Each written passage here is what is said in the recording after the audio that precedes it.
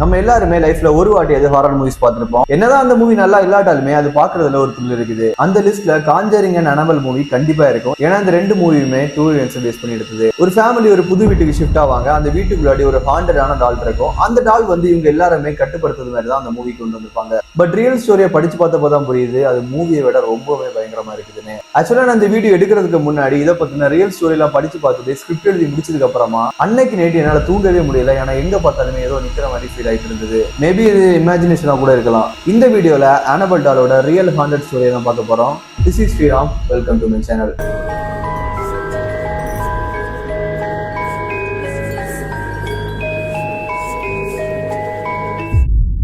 1970 தான் இந்த story start ஆகுது. டோனான்னு சொல்ற ஒரு நர்சிங் ஸ்டூடெண்ட் இருக்கிறா. அவளோட 28th பர்த்டேக்கு அவங்க அம்மா ஒரு ராஜரி டாலை கிஃப்ட் பண்றாங்க. இந்த பொம்மையை ஒரு செகண்ட் ஹேண்ட் ஷாப்ல தான் வாங்குறாங்க. இந்த பொம்மை மூவில வர பொம்மை மாதிரி இருக்காது. மூவில வரது வந்து ரொம்பவே பார்க்க கொடூரமா பயங்கரமா இருக்கு. ஆனா இந்த பொம்மை பாக்குறதுக்கு கியூட்டா இருக்கு. முடி எல்லாமே ரெட் கலர்ல, மூக்கு வந்து ரெக்டாங்கிள் ஷேப்ல இருக்கும். இந்த ராஜரி டால் 1915ல ஜானி குரியல் சொல்றவர் தான் உருவாக்குறாரு. அப்போ அந்த பொம்மை வந்து பாத்தீங்கன்னா ரொம்பவே ஃபேமஸா இருந்தது. ஓகே, ஸ்டோரிக்கு வருவோம். இந்த பொம்மை டோனாக்கு ரொம்பவே பிடிச்சு போகுது. இதை பார்த்த உடனே அவளோட சைல்ட்ஹுட் மெமரிஸ்லாம் அவளுக்கு ஞாபகம் வருது. டோனா வந்து ஒரு அபார்ட்மெண்ட்ல தான் தங்கி இருக்கிறா. தனியா இல்ல, அவரோட ஃப்ரெண்டு ஆன்ஜி கூட. இவங்க ரெண்டு பேருமே எப்பவுமே சேர்ந்துதான் இருப்பாங்க. டோனா வந்து அந்த பொம்மை கூட தான் தூங்கவும் செய்வா. அந்த பொம்மை கூடவே எப்பவும் இருக்கிற மாதிரி பார்த்துப்பா. ஸ்டார்டிங்ல எல்லாமே நல்லா தான் இருந்தது. அதுக்கப்புறம் தான் சில வேடான விஷயம்லாம் நடக்க ஆரம்பிக்குது. இந்த பொம்மை ஆட்டோமேட்டிக்கா நகர ஆரம்பிக்குது. அதாவது கை ஒரு பொசிஷன்ல இருந்ததுன்னா கொஞ்ச நேரம் கழிச்சு வந்து பார்த்தா அந்த கை வந்து இன்னொரு பொசிஷன்ல இருக்கு. இதை டோனா ஃபர்ஸ்ட் நோட் பண்றா. பட் அந்த பெருசா எடுக்கல, நம்மளோட இமேஜினேஷனா இருக்கும் சொல்லி விட்டுறா. அதுக்கப்புறம் இந்த பொம்மையை கொண்டு போய் தன்னோட பெட்ரூம்ல கொண்டு போய் வைக்கிறா. அதுக்கப்புறம் இந்த பொம்மை வந்து இடம் மாற ஆரம்பிக்குது. இப்போ ஒரு நாள் வந்து பெட்ல இருந்ததுன்னா இன்னொரு நாள் வந்து பாத்தீங்கன்னா ஹால்ல இருக்கும். அடுத்த நாள் வந்து பாத்தீங்கன்னா ஸ்டேர் கேஸ்ல விழுந்து கிடக்கும். இதை பார்த்த உடனே டோனாக்கு லைட்டா சந்தேகம் வர ஆரம்பிக்குது. இந்த பொம்மைக்குள்ள ஏதோ ஸ்பிரிட் இருக்குதுன்னு.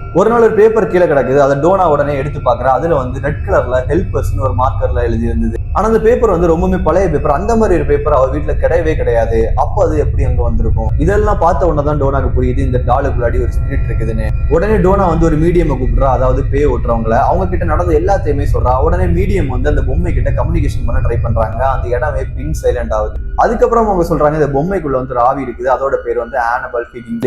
இந்த பொண்ணு தன்னோட 6 வயசுலயே கொடூரமா இறந்து போகுது. அந்த பொண்ணோட ஞாபகத்தமா அவங்க அம்மா அப்பா வந்து ஒரு பொம்மையை வாங்குறாங்க. பட் அந்த பொம்மை கொஞ்ச நாள்லயே ஸ்ட்ரேஞ்சா பிஹேவ் பண்ண ஆரம்பிக்குது. உடனே அவங்க என்ன பண்றாங்கன்னா அந்த பொம்மையை கொண்டு கடையில போய் கொடுத்துறாங்க. அந்த பொம்மைக்குள்ளதான் இந்த ஆனபல் ஹிகிங்ஸ் சொல்ற ஆவி இருந்ததா. அந்த பொம்மையை தான் உங்க அம்மா வந்து உன்னோட பிறந்த நாளுக்கு கிஃப்ட் பண்ணதா சொல்றாங்க. இதை கேட்ட உடனே டோனாக்கு ரொம்பவே ஃபீல் ஆகுது. இந்த பொம்மை தான் ஒன்றும் பண்ணலையே, இந்த பொம்மையை நானே என் கூடவே வச்சிருக்கேன்னு சொல்லி அதுக்கு அந்த மீடியம் சரி ஓகே உங்க விருப்பம் சொல்லிட்டு அவங்களும் கிளம்பி போறாங்க. அவ்வளவு நாளும் இடம் மட்டுமே மாறிட்டு இருந்த அந்த பொம்மை அதுக்கப்புறம் தன்னோட வேலையை காட்ட ஆரம்பிக்கும். அந்த பொம்மை இருக்கிற ரூமுக்குள்ள இருந்து யாரோ கதவை தட்டுற மாதிரி சவுண்ட் கேட்குது. உடனே டோனாவும் போய் அந்த கதவை திறந்து பார்த்த உடனே ஷாக் ஆயிட்டா. ஏன்னா அந்த பொம்மை வந்து அப்படியே எழுந்தாம, அது மட்டும் இல்லாம அந்த பொம்மையோட மூக்குல காதுல இல்லாம ரெட் கலர்ல ஏதோ பிளட் மாதிரி. ஆனா அது கண்டிப்பா மனுஷங்களோட பிளட்.